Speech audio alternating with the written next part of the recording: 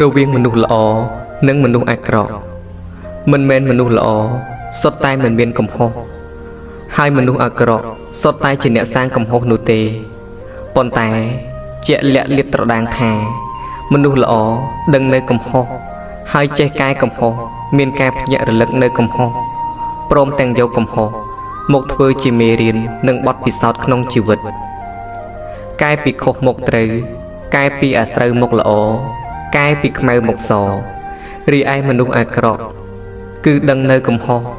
តែមិនកែប្រែមិនភ្ញាក់រលឹកមិនអើពើទង្វើដែលខ្លួនបានសាងមានតែបន្តធ្វើហើយមិនខ្វាយខ្វល់ពីអ្វីទាំងអស់ដែលនៅជុំវិញខ្លួនរហូតបកក្រោយលែងរួចធម្មតាទេពេជ្រក៏សុទ្ធតែកើតចេញពីដីតែសពសត្វដើរជន់ពីលើដីតែត្រង់ថាមានតម្លៃឬមិនមានតម្លៃព្រោះជាងចេះជីកវាយកមកឆ្នៃនោះឯងចំណុចល្អឬអាក្រក់គឺវានៅត្រង់